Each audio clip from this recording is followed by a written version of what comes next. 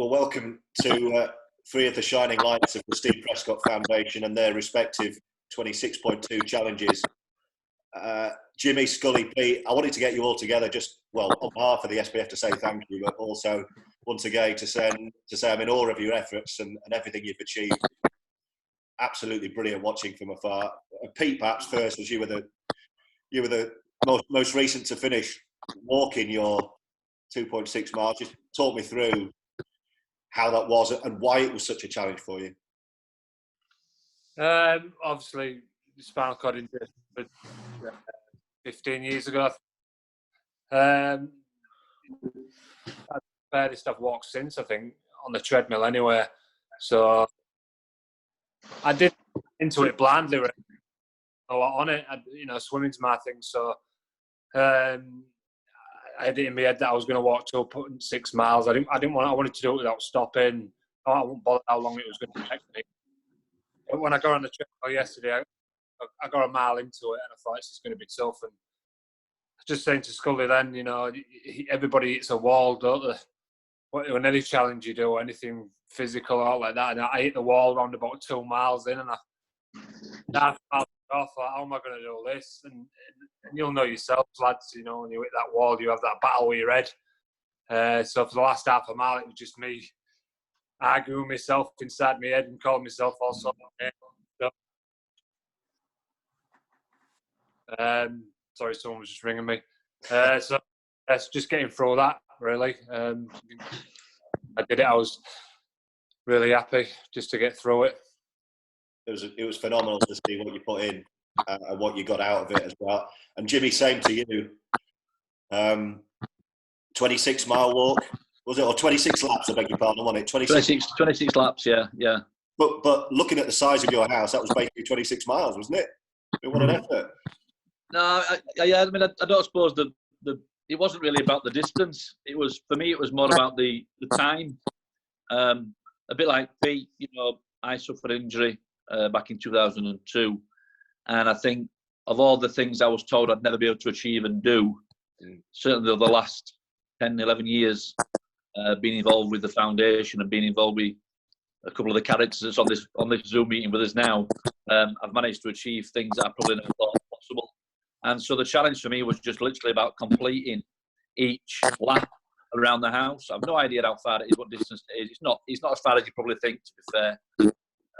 For me, it was more the fact that on a normal day, I would probably use my crutches to be between 5 and 6 minutes, maybe if I'm getting out the car to go in the house or going to the gym or wherever I'm going. And other than that, I use the wheelchair. And so to be able to set about the laps, that probably took me between 12 and 15 minutes per lap.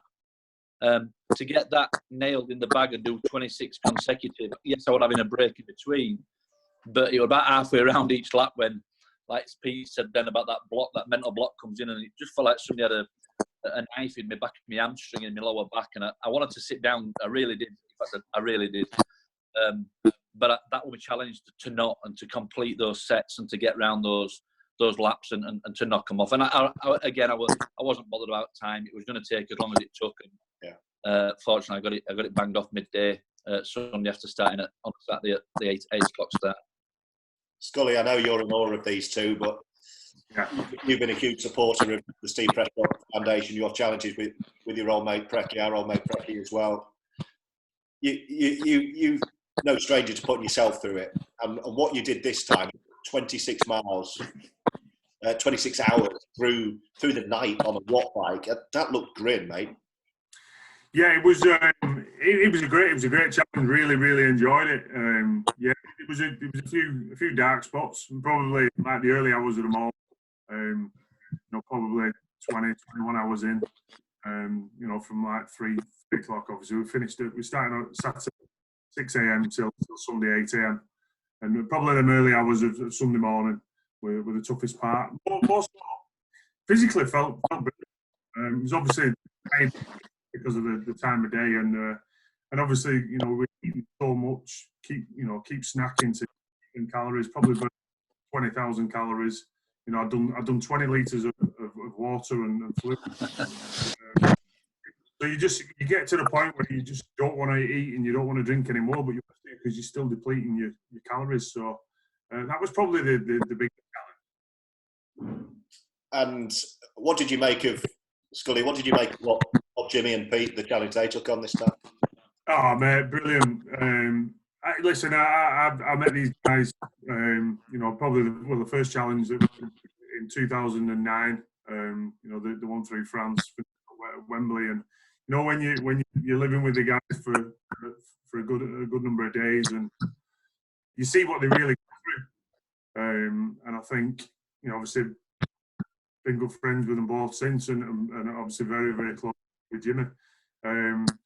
Just to see what they go through day to day and then to be able to put yourself out and do something like that.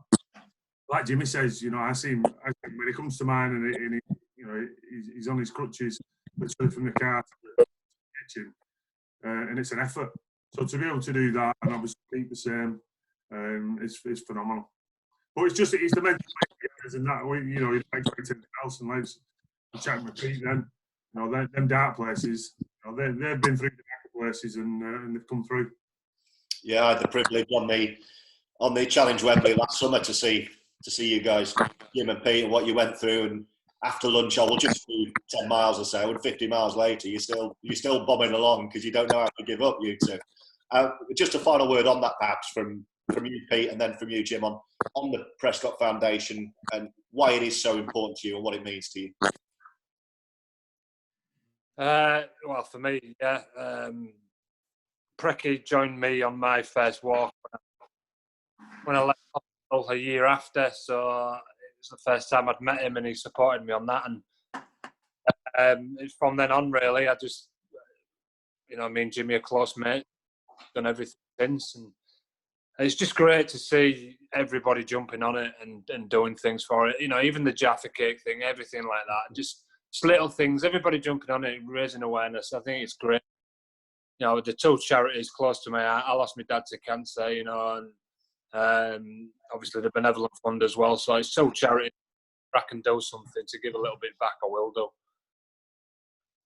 Final words to you, Jim.